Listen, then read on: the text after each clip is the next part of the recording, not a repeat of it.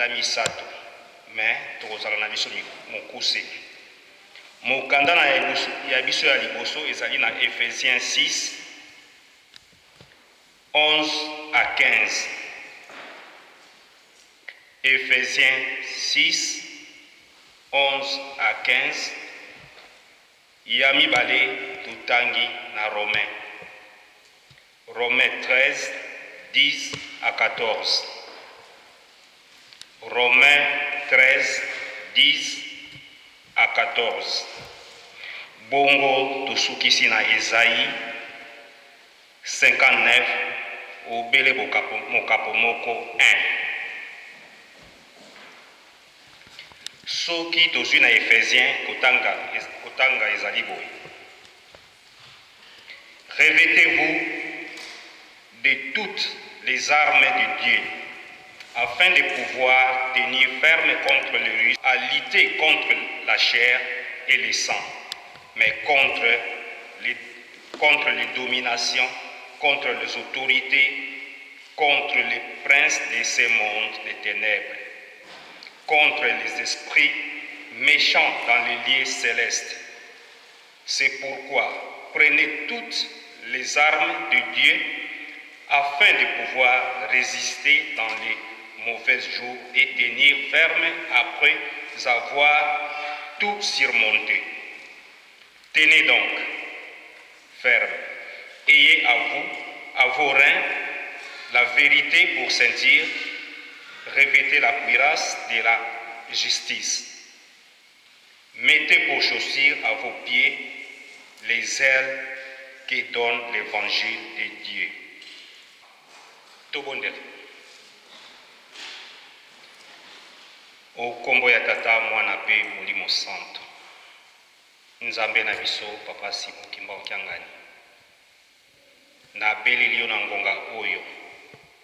Po ete yo otambusa moma oyo. Pamba te biso tolati bonzoto. Bonzoto yango nde Nzambe na biso yo ozali kopekisa kati na biso. Tozali bato na mabunga Nzambe na biso limisa. Limisa po ete yo o intervenir na moma oyo. Pamba te soki yo opesi te ngai kifafala ya pamba. Nini na kopesa epai ya bana na yo po ete eporte un plus 4 na bavi na biso. Nzambe na biso monoko ezali ya ngai kasi maloba ezala ya yo. Lata ngai pe ezala na ngai kati na elanga oyo. Na koteli yango classe te nazali kaka apprenti oyo yo Nzambe ozali ko utiliser. Nzambe na biso papa Simon Kimba Okiangani. Tikete oyo ke bimakati na bisika oyo ebota fruit kati na ndima na biso. Na ba vie quotidienne na biso pe tokoka kosalela yango po ete mokolo ya suka tozala balongi ndenge yo Nzambe ozali kokumbela biso na kombo na tata mwana pe molimo santo. Amen. Okombo ya tata mwana pe molimo santo. Ba tata pe ba mama mobu 2020 euti kosila. Koti na 2021 janvier yango oyo bazali kokende presque à la fin. Kasi na bizaleli oyo tokutani na mokili ezali kosenga biso tolobela eloko moko pamba. Kati na mokili moto oyo azali na motuka soki azali kotambusa motuka na ye asali accident, tango ye azali na assurance azalaka na bobangi te puisque ayebi ke nakoki kobeta coup de fil na sirere na ngai, tout ezali résolu. Mais oyo azalaka assuré te ye wana nde azalaka paniqué.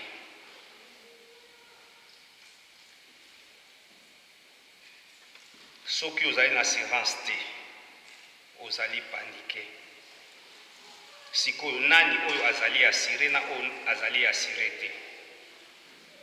Soki totangi na Psaume 31 ezali loyembo oyo David ayembaki na moment ya détresse. Nzambe azalaka toujours juste et azalaka toujours cohérent. Na psaume na biso David alobike ezali na moto moko te oyo apesaka confiance na ye pa ya tata Nzambe bongo a récolté eloko te. Yango lelo na mokolo na biso tokolobela assurance. Nani oyo azali assuré na nani oyo azali assuré te kati na biso. Pamba te ntango Samuel akendeki kuna azalaki assuré ke oyo ye yo Nzambe alobi na ngai. Me ngai na yo lelo assurance nini tozali na yango? Puisque moto oyo azali kotambola na Nzambe, Nzambe alobelaka ye. Mais ngai na yo tozali kosambela tata Simo Kimbangu Nzambe oyo ya solo azali kolobela biso ndenge nini? Pe soki azali kolobela biso te, pourquoi azali kolobela biso te? Batata na bamama tososola entre biso, pourquoi Nzambe aza kolobela biso te?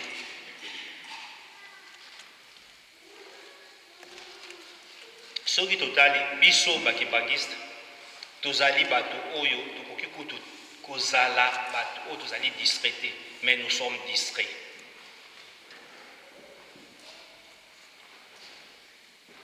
Un kimbangiste bapesi yo mibeko ntango moto bayambi yo bapesi yo baprecepte ya lingomba na mibeko otambola na yango. Yango wana nde assurance na yo oyo ozwi. Mais totala lelo ngai na bino tovandi kati na bisika oyo bilongi na biso nyonso to eza kobima lokola ke tozali kosambela. Tozwaka kaka mwa bamoma moko boye 4 heures du temps oyo tozali toza concentré. Ntango tokobima kaka na porte awa mibeko yango etikali nango kati na bisika oyo. Atata na ngana bamama na ngai yo na ngai tozali kolongwa na ndako na biso, tozali kofuta batransport, tozali kotambola na malili na batrain na bamoyen nyonso mpo tokóma kati na bisika oyo. Assurance na yo mondimi ntango ozali assuré okotambola na bobangi te, okotambola na limemia nyonso oyo Nzambe azali kopesa na moto nyonso to. Kasi eloko ezali koboma biso bonzoto eleki kati na biso, et surtout tout oyo bazwi chance ya kotanga ba université bakomi ba universitaire ba oyo pe batangi ba classe ba niveau tozali. Mais toza komema lingomba wapi? Totala kaka ba comportement oyo ya biso batu ya mayele, même na mamboka na biso ba docteur bazali oyoka docteur na eloko boye, docteur na eloko boye, mais oyo nyonso tozali kosalama kati na mboka fiasco.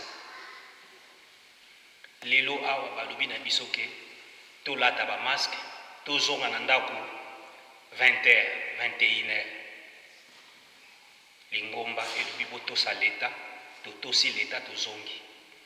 Bongo sikoyo mibeko lingomba ezali kopesa biso boni tozali kotosa yango.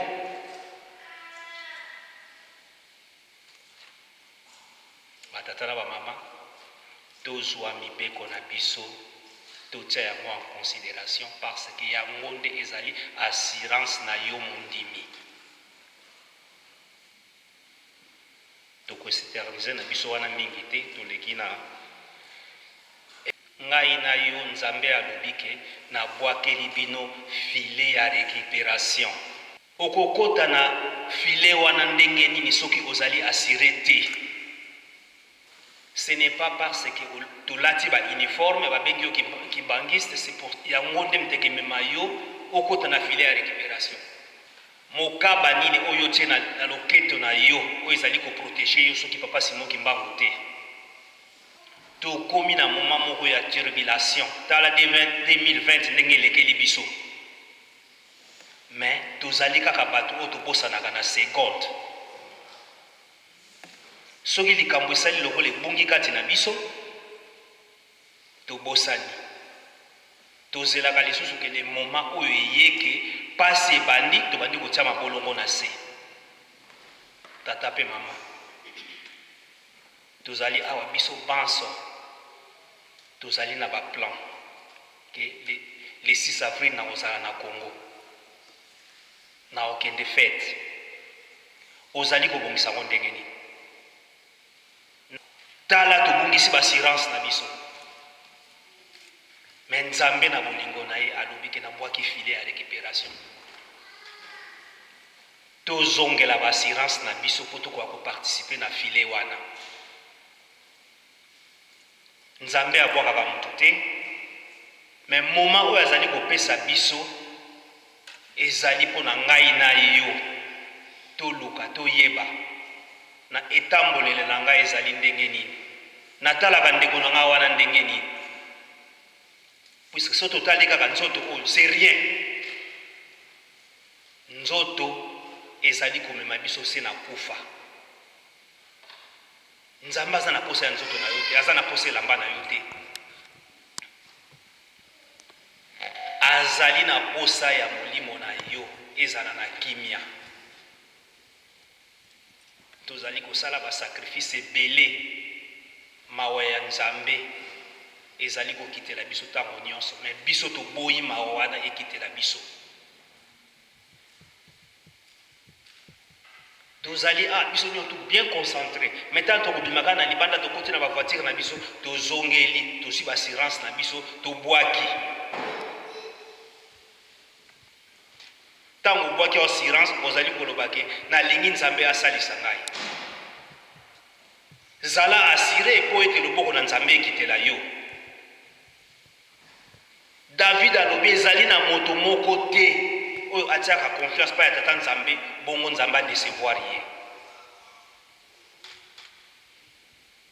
Siko ngai na yo confiance tozali kotia yango pa ya nani? Na mafinga, na kibondumba, na kimoyidi, na lokuta.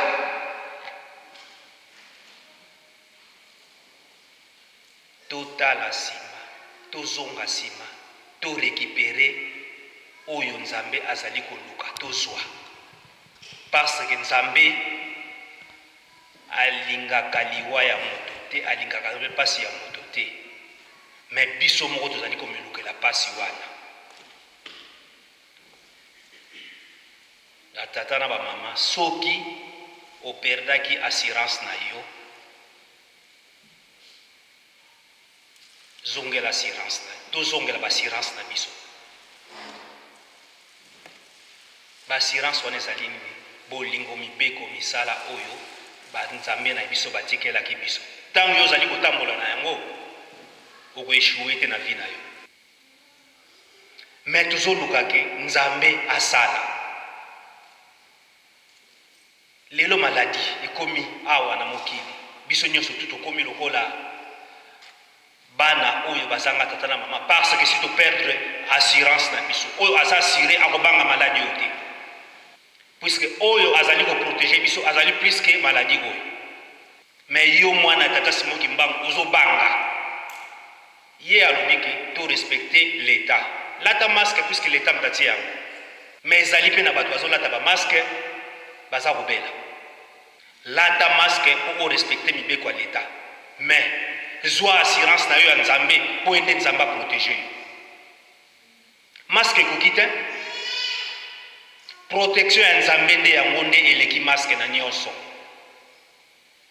Protection na ozonga soko zali assuré. Apesi biso temps. Lelo ngai na tokutani ezali ya biso. Ezali ya ngai na yo.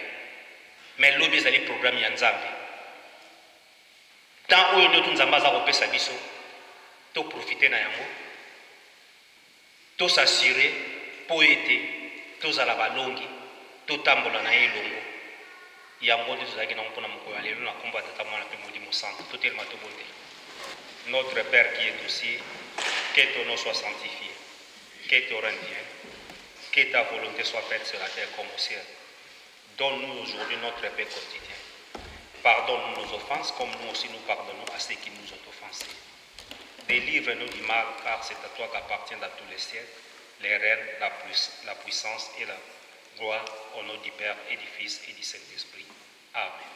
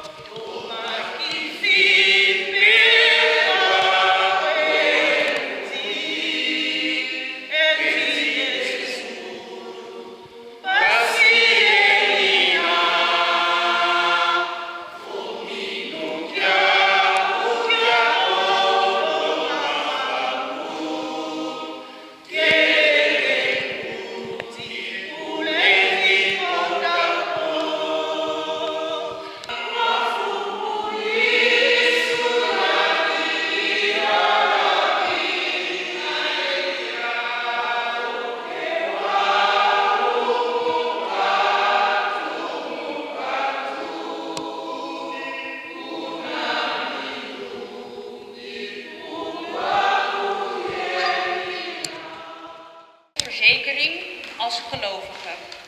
Als we heel kort even stilstaan bij waarom nemen mensen überhaupt een verzekering, dat is omdat je bepaalde risico's niet wil lopen. Dat is omdat als jij je in een noodsituatie bevindt dat je hulp wilt ontvangen. Dat is waarom we bijvoorbeeld ook een autoverzekering hebben. Dus als we weer even teruggaan naar die verzekering van ons gelovigen. Wat is onze verzekering? Onze verzekering is God. Onze verzekering zijn de geboden die God ons heeft gegeven. En waarom is dat zo? Dat is zo omdat als wij leven naar de geboden van God, dan zullen we altijd dicht bij God zijn. Dan kan God tot ons spreken wanneer dat nodig is. Dan kan God onze gebeden aanhoren. Dan kan God ons helpen wanneer wij zijn hulp nodig hebben. Maar wat is ons probleem als mens, als gelovigen, als kimagisten? Het probleem is dat wij ons te veel bezighouden met onze eigen menselijke behoeften. Te veel bezighouden met de kennis die we zelf hebben opgedaan als mens en daardoor denken dat we het allemaal beter weten. En dat zorgt ervoor dat we minder gefocust zijn op de geboden die God ons heeft gegeven. En daardoor eigenlijk niet heel erg goed gebruik kunnen maken van de verzekering die God ons heeft gegeven. Want kijk in wat voor wereld we vandaag de dag leven. We zitten nu al bijna 2 jaar met dit coronavirus waar we maar niet vanaf komen.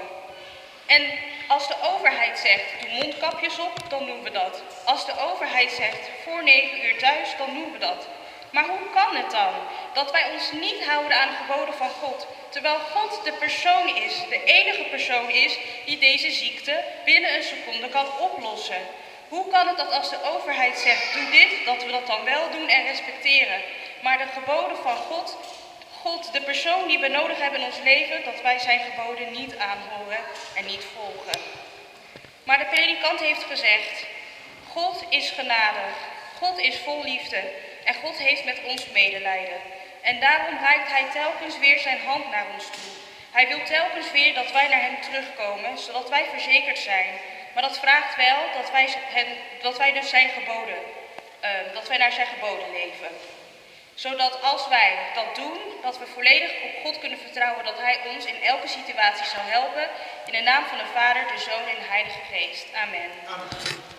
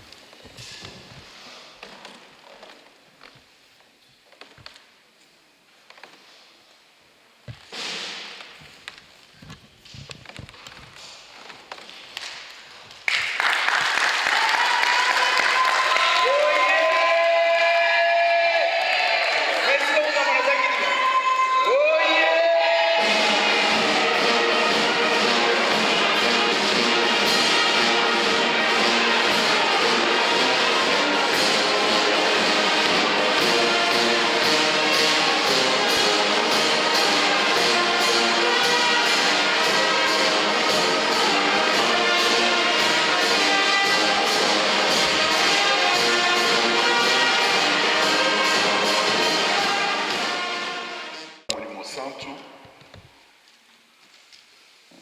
Rotterdam, oye. Rotterdam, oye. Rotterdam, oye.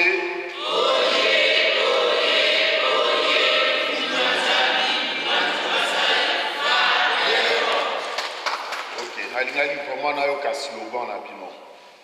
Bo pesi biso mbote, biso pe topesi bino mbote na komba tata mwana pe tata Molimo Santu. Na komba tata mwana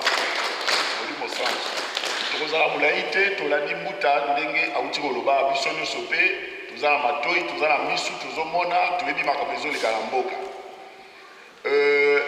Avant tokota na matei bapesi biso nalingi nafungola parenthèse na ko refermer parce que yango nde likambo na eli awa. D'abord, tous à l'imaginaté, Moutoyo a eu Kimbangi, en fait, Kimbangi est à la Nayaki, point focal na mais à la Bruxelles, dont la commune à Bruxelles, tant Nayaki à partir à Bruxelles, de Bapisanga Kimbangi à Boyao. Bino Tatan Zamba Sungi Bino, Bozali opérationnel, donc église des alliés opérationnel,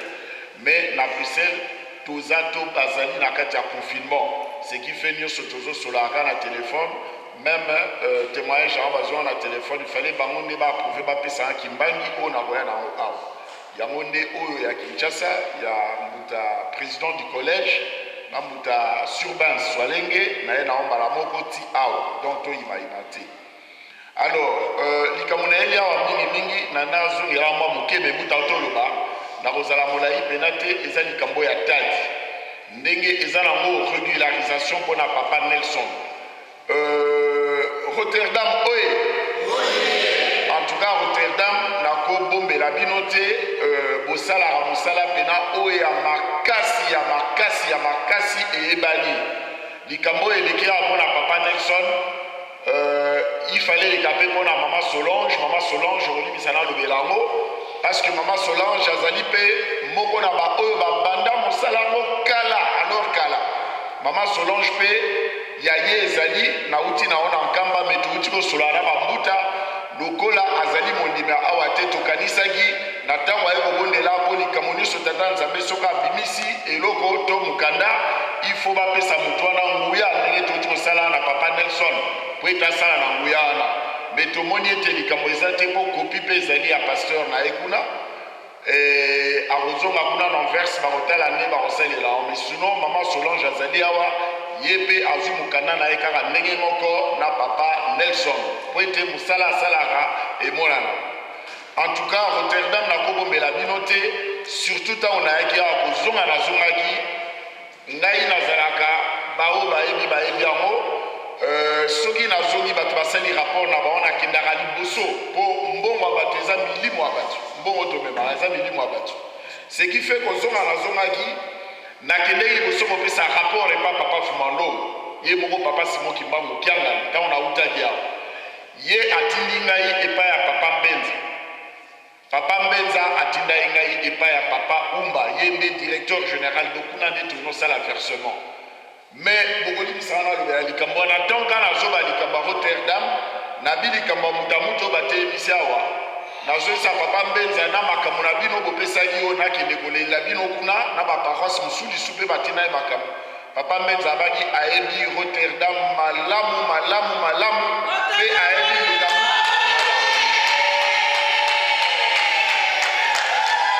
donc en tout cas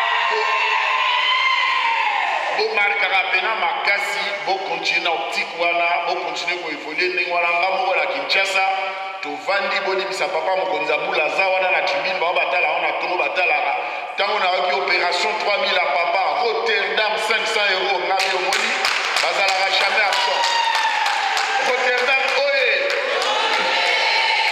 En tout cas il faut bokontinue kosala ndenge wana parce que papa aza na besoin bamarke sa na makambo nyonso toyoki na pasi oyo tokomi na yango donc likambo na yeli ya tadi papa sala yango déjà mais awa toofficialize kaka makambo oyo torégularize mpo abanda kala alakisaki makesa na ye kala bolakisaki makesa na bino kala donc na mokuse toyebi ete papa Simon ye amemaki mwinda oyo biso tobenga papa Simon liputa me ye wana kaka papa Simon kima okiangani ye amemaki mwinda lumière nde totoyoka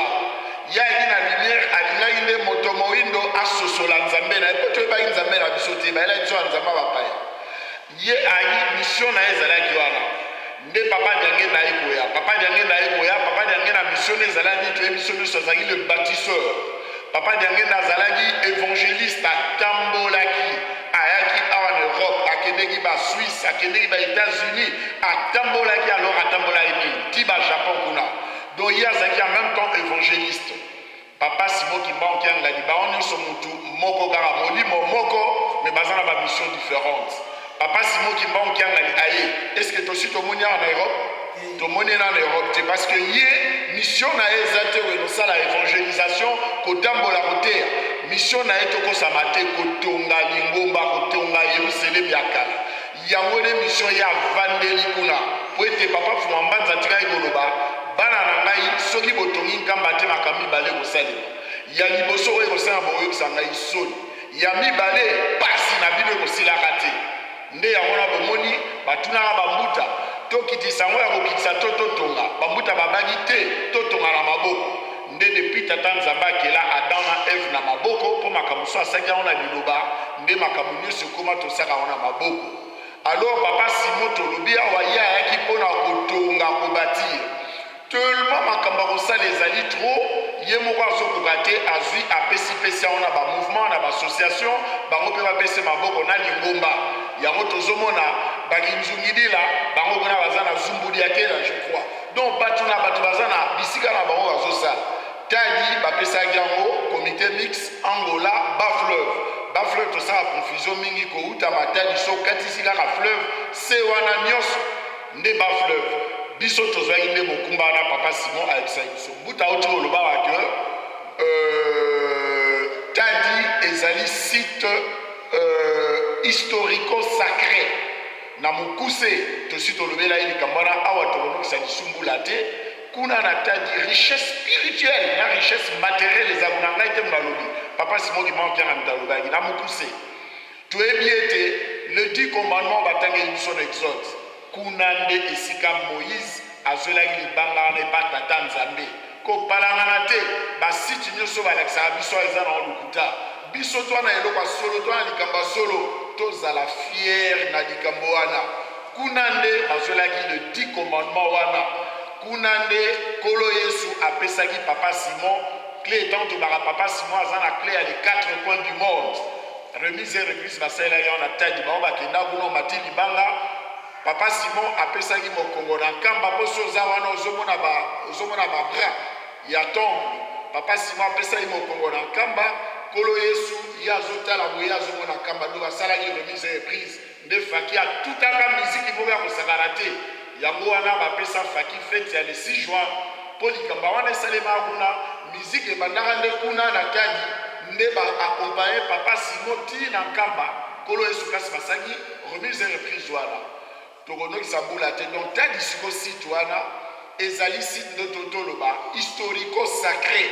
nde papa asengi tosala otala papa mokolo moko akomaki ti na niveau ya koloba soki bolingi na bino kosala yango te botika na bino na bopesa yango bato mosusu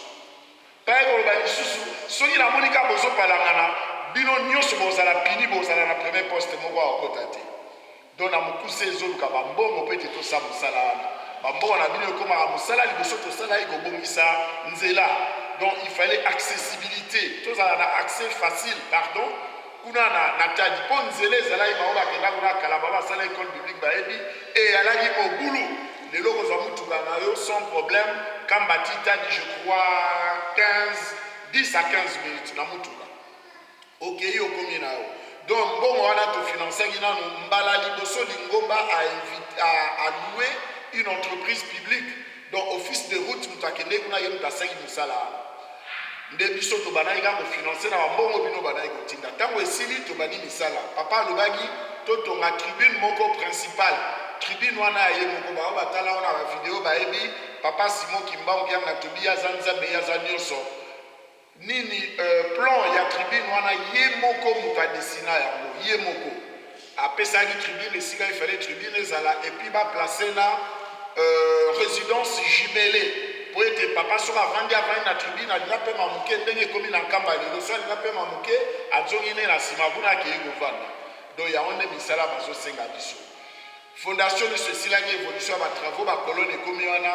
même misala eza nano ebele sikoyo ifo tokota na bapoutre puis totole or totikali na 2 mois mais papa asengai tozongisela efungola au plus tard le 30 mars tozongisela baouvrage wana donc yango tokomi na oyo tobenga na français la dernière ligne droite donc tolia nzeta bololo po ete oyo twana yango totina na nkamba tokomisa bakombo na biso na buka bomoi po ete tata nzambe asepela biso mpe tosepela toyoka na nzembo oyo baotobeta mwana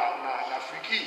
totonga yerusalemi yabi ayebi ete twana pasi kasi na pasi wana asengi biso totonga donc aza très conscient ke twana pasi me yabi na pasi wana totonga abi ye moko ayebi ntina aza kobala biso totonga abiso totongi te bapaya baroboto estce tozososola likambo wana to tozososola te do yango wana likambo atadi mwa moke nazalaki na mpona likambo oyo ya tadi matei na biso tolandi batei biso kitoko matei ntango nga navandi wana nazoka ngo antuka na sepeli ya mingi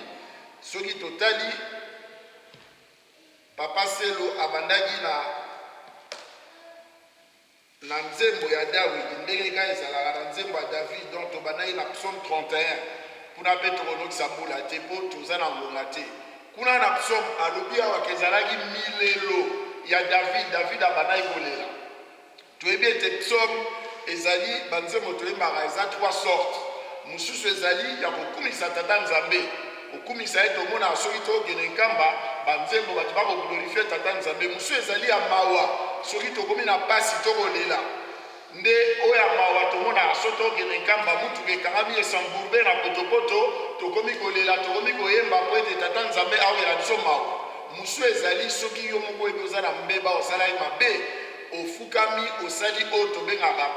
bajeune moto asali beko okolala na se otiki mbeto na po ete oniokola le charnel otya molimo liboso wana nde yango nzembo oyo david ayembi awo oyo apasi aza na pasi aza kolela nde awa question kaka nazopose yo ngai mutu nakoloba botan tozala na pasi tokendaka epa nani ye david alelaki epa tata nzambe kasi biso ntango toalaka na pasi tokendaka bambikudi te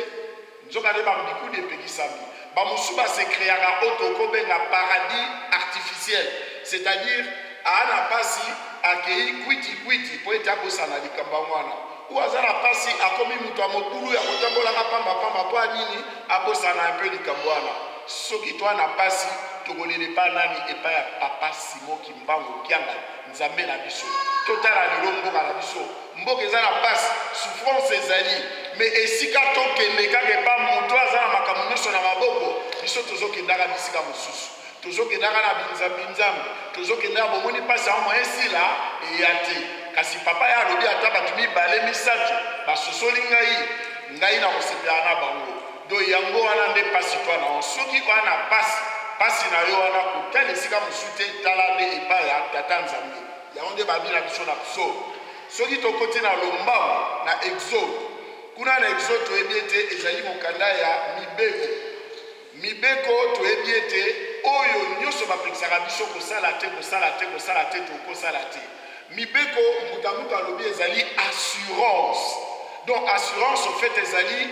toyebi akarikature yango azwi exemple ya mituka papa simon dernièrement otoloba mibeko ezali protection donc mibeko eza pena protection ya solo mpo epa toali awa moko na moko tosi tosala expérience wana soki obuki kaka mibeko ya tata nzambe ou soki oteme comporte okomona limisa na école biblique papa maisoko bandaki koloba mibeko ezali neti loboko ya tata nzambe eza na motu na yo ezoprotege yo soki yo okomi kodekone tosali likambo eza malamu te okomona mpe loboko ya tata nzambe ezolongwa tiki yo okomi vulnérable satan mpe soki alingi kozwa yo so alingi kosala yo likambo soki osali mpe mwa mbeba moke kaka tata nzambe alashe donc protection wana eza su te assurance wana balobeli biso awa eya lisu te eza neti toza nosu na assurance te me mibeko soki toza nalobi teke tosumukaka mibeko il faut to respecter yango tozala nango mayele parce que nde totoba yango nde eza kotia biso en contact en connexion na tata nzambe mibeko toza na chair humaine soki tomoni ete tokwei na lombango kende tubela mais le principe soko tubeli kozongela yango lisu te mpo na hébreu balobi lisumu anko soko zongela mo ekomi lisumu anko lisumu anko tata nzambe alimbisaka te lisumu anko mibeko tozala na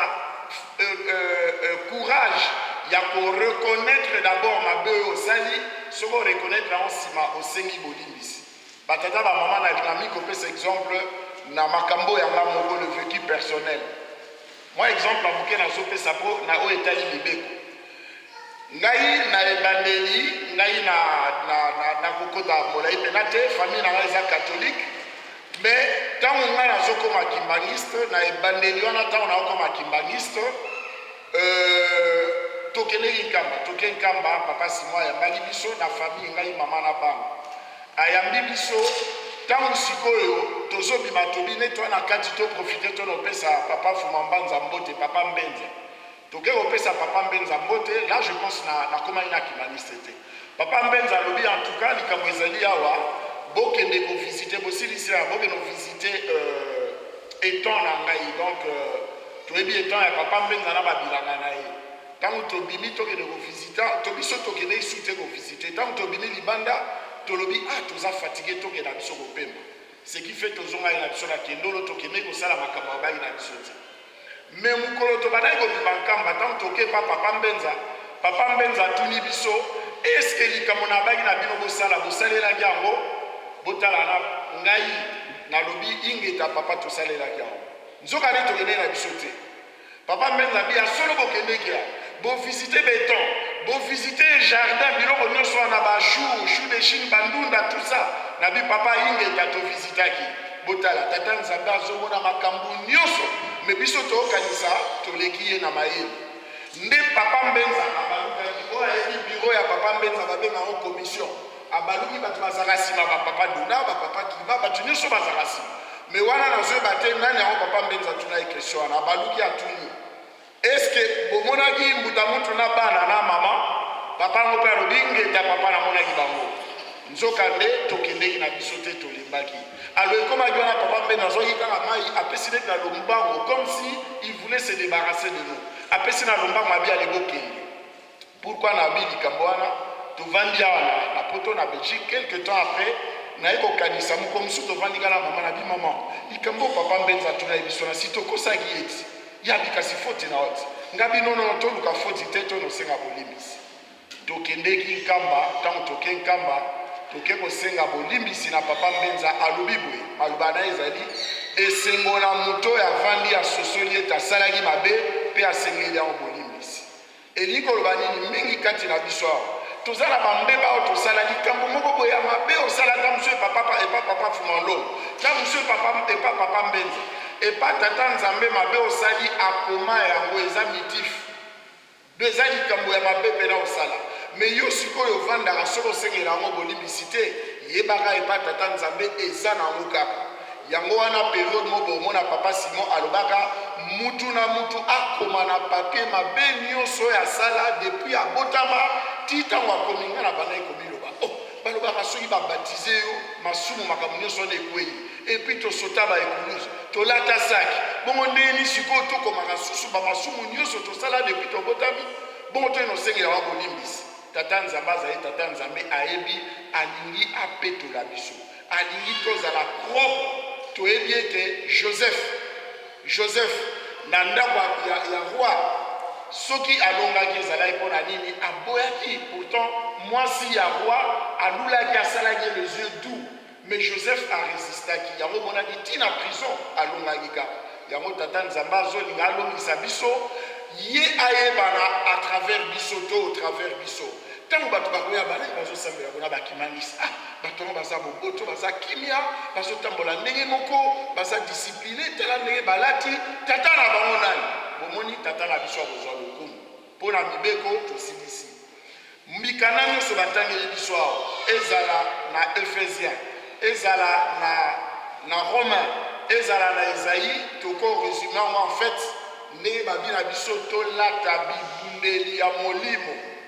bibundeli ya molimo babi totika bonzoto tolata bibundeli ya molimo po ete bitumba oyo twana yango eza te bitumba ndenge ezalaka ntango akala david goliath wana ezalaka bitumba ya nzoto na nzoto me sikoyo bitumba oyo twana yango eza bitumba ya molimo. Bitumba molimo bakena kobunda ngo na bonzoto boye te. Bitumba molimo même epa bosala epai yo ozosala epai nga nazosala okomona mutu mosusu mpo lumière na molili ekokana te omona mutu a l'occasion de rien ayini yo sikoso obi okumba likambo wana ndenge ya bonzoto oza na pasi wana so omoni bongo eza bitumba ya molimo ya molili linga nde obunda yango alors biso balobaka na biso la meilleure des arme ya mondimi ezali nini mabondeli yango nde bozoka bazoyebisa biso tosambela makasi na bangonga oyo bapesa biso libondeli ya ntongo libondeli ya d'abord okoti culte matinale na bike soki ya bino bozwaka occasion na vie bacondition ya poto peut-être eza un peu difficile tokotaka basoirée libondeli na 10h 12h 15h ainsi de suite ti babutu koloba to olali no kaka neti bebe osi okendeki non minuit ono olamukaki 3h du matin olamukaki yango nde bazosenga biso toyebi biso nyonso ete kolo yesu ntango amoni ete bazonokanga ye na bonzambe na ye ntango amona ye bazokanga ye kolo yesu akendeki na ngomba ya getsemani mpo ete akende kobondela me badisiple balandaki ye ntango balandi ye bango bakomaki kolala kolo yesu akendeki alisi bango bolala te noki te likambo oyo ekokuta bino na mbeba nde ye aselwayaki atikaki bango donc balalaki lelo oyo nga na okimangisi tokomi kolala nzoka nde papa aza koloba na biso likambo ekomi pene tokeba tolamuka tobondela prions sans cesse nde babi na Matthieu mais ngonga oyo biso tokoti bolembu nde ngonga ngo yango oyo en tout cas batata bamama biso ndenge na bi lisusu toza na likambo moko ya motuya tala naza vraiment na esengo ya kotala ndenge bovandi ya bokobondela mais boyeba kuna na Belgique par exemple bisika ebele na France na Saint-Denis baosambela pe te Saint-Ouen baosambela te Liège ya kokangama Anvers ya kokangama Bruxelles ya kokangama tala bino grâce tata nzambe asali bino mbuta alobi awa tobatela lingomba toprotege lingomba po ete oyo tozosala tozomona wana ekiseki me mabonde ye na biso eza na baefe bisika ebele po mbuta alobi yango awa eza bitumba ya molili na lumière tata nzambe ntango ye akeli mokili na Genèse 1 à 4 babi ezalaki likolo na se après soki na 3 babi et Dieu créa la lumière pour esprit ya nzambe bandaki koplane na mai nzambe a créé lumière mais quand Dieu a vu que la lumière était bonne Dieu sépara la lumière et l'obscurité tala na Genèse eza ebandeli ya makambo nyonso kuna babi nzambe ntango asali lumière amoni que lumière ezalaki bonne akabolaki lumière na molili yango nde toza kovivre nzoka nde papa abandi ministère na ye le 6 avril papa Simon mama mwila azobeta ngonga bamoni mutu wana bini alobi ozosala nini Simoni atindi ngai ye atindi yo nga mpe na kopesa bato na ngai bato wana bakotaki toza na bango toza na kati sikoyo papa mutu wana ntango anégocie abi na papa de 800 ans papa du jamais ti basuki na 100 ans 100 ans wana yango tozoka likambo ya musée tozoka likambo ya centenaire do likambo wana yango nde ekomi etumba bitumba entre molili na lumière topatojaki tocheminaki ensemble papa azokoma na niveau oyo ya kokabola lisusu ndenge akabolaki na Genèse mais kokabola wana 100 ans oyo ezokoka le 6 avril 2021 eke biso apesi biso opportunité okota kuna yango nde babi na biso tolata bibundeli oyo ya molimo oyo ya tata nzambe totika bonzoto bazokisa biso tout le temps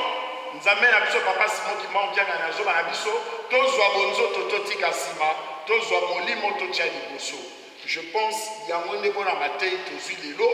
yango nde likambo motuya oyo tokokenda yango limbisa mpona koletisa matei esili mpona sangwa lingomba oyo nyonso bambuta bayebisi biso yango nde tokosali mais boyebi biso nyonso ete lingomba eza kofete centenaire papa alobi na biso mpona centenaire tosala sensibilisation mokili bayeba ete lingomba ezofete centenaire tosensibilize bato ya solo balobaka le salut est individuel mais balobi kolinga te omibikisa kaka yo moko bikisa mpe bato baza na entourage na yo soko moni mutu moko ye azongimela lingomba te bato ebele bozomona wana kisasa bokomona kilte matinale na ntongo papa avandi wana tala bakatholike tala bamusulman tala bato église de réveil tala babranamiste bato ebele bazopesa na bacontribution na bango oyo wana nyonso nini bazokomisa kombo na buku ya bomoi ndenge ezalaki na ntango yango do babina biso tosala sensibilisation toloba partout epa tozali na job na yo esika nyonso olobaki biso kuna église ezo fêter centenaire soki oza na mwa quelque chose contribuer soki oza na mwa quelque chose tinda kuna mpo na bise bazotonga nde yango bayebisi biso ya mibale balobi na biso mutu alobeli yango awa mpo na centenaire yango wana mutu na mutu amibongisa paki alukaka elamba kolata uniforme akolata eloko nini yango ya kolia na centenaire me babi mutu na mutu amipetola yango nde babi na biso tolata bibundeli ya molimo mutu na mutu amipetola donc tokose préparer sur deux niveaux au niveau spirituel et au niveau matériel kaka mpo na centenaire balobi na biso lingomba elobi boye donc bambuta tosanganaki makambo ebimaki kuna bao bazalaki na fete le 12 octobre babi mutu na mutu aluka kado nini yango akopesa papa mokonzi ya bule to mutu na mutu aluka kado nini yango akopesa lingomba to mutu nazoba neti église à Rotterdam kado nini yango tokopesa papa Simon Kimbangu Kiangani il faut déjà y réfléchir cadeau individuel ezali cadeau ya lingomba ezali yango nde makambo babi na biso tosalela mpo na centenaire oyo eza koya mpo ekozala fete ya monene déjà tolanda biso nyonso lingomba akobelaki chef de l'état mpo eta patrone ekoloba teke makambo ya l'état makambo ya lingomba bazokotisa politique non tanga na bible Moïse était le premier président de la république ya Israël donc makambo ya lingomba na makambo ya politique ekendaka de pair parce que l'histoire est un éternel recommencement. Déjà, chef de l'État andimi ke ya ko patronner centenaire wana donc to beta to sala makelele to beta bilolo mokili baye baete tozo fêter centenaire. Voilà bolimsanga moi mokena alani nango pona lelo ezali wana tosilisi na komba tata mwana pe tata molimo santu amen.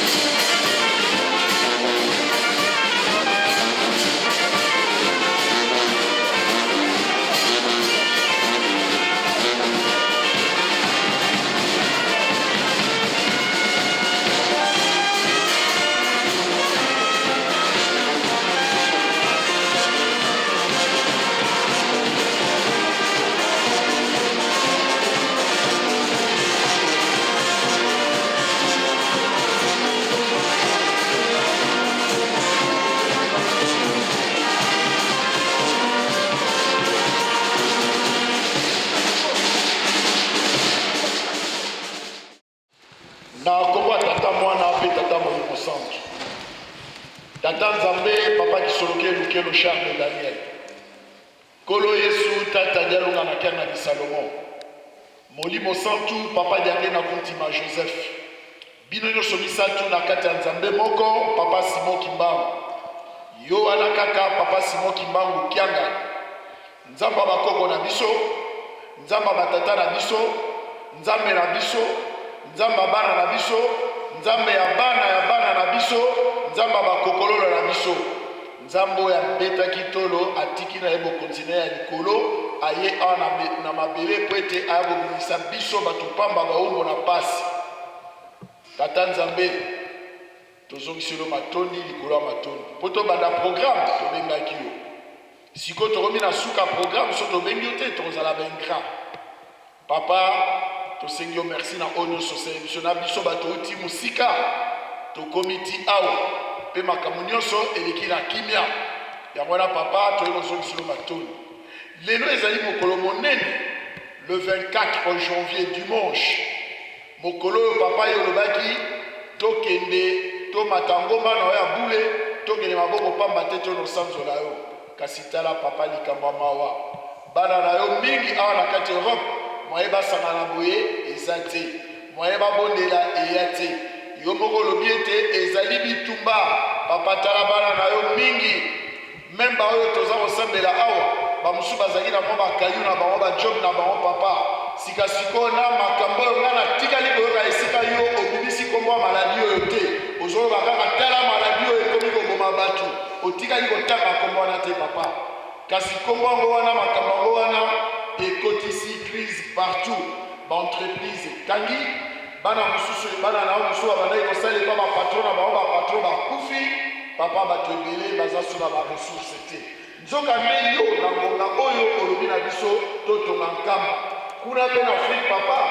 tala baentreprise baimpayement ekomi na 29 mois 30 mois de paiement nyonso wana papa moinisata na kadi ya pema atelemisi bastratégie wana po ete misala ya mise etambola te po ete inauguration esalela te papa biso tozwi occasion ya kobondela awa tosengi yo papa okanisela mpe baoyo nyonso bazwi moyen ya kosangana boye te po ete na mikolo eza koya tokoka kosangana po ete tokontinue kotinda mbongo kuna nkamba etongama papa tala fete ya monene eza koya centenaire yo lobi ete tomibongisa toya biso nyonso kasi tala papa bamesure oyo ekomi kozwama lobilobi awa na belgique awa balobi ete soki oza kovoyage il faut voyage ezala essentiel si ce pas un voyage essentiel ojustifie yango te okokende pe te papa nyonso oyo bana na yo baza na minioko kuna na kisasa tala bato ebele ya Europe bayaki bayi kolelela yo likambo oyo papa toye kaka kosusumo na yo po ete toyebisa yo kobosana te likambo toyoki awa bato ebele basali baprogramme po ete baya fete yango wana ya 6 avril bakoko na biso batata na biso bazelaki yango bafete yango te tala siko biso papa okotisi biso kuna biso bato pamba eza na makasi na biso te na makasi na mpe totie eliki ya papa na makasi na yo kaka tokoya mokili balinga te inauguration ekosalema fete ekosalema papa biso bana na yo sikoyo tozokabwana biso na biso tokabwana yo kabwana na biso te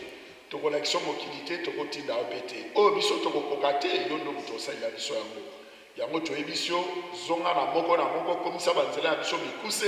longola kokoso likambo nyonso ekokaki kosala biso mpasi semaine nyonso oyo tambola na biso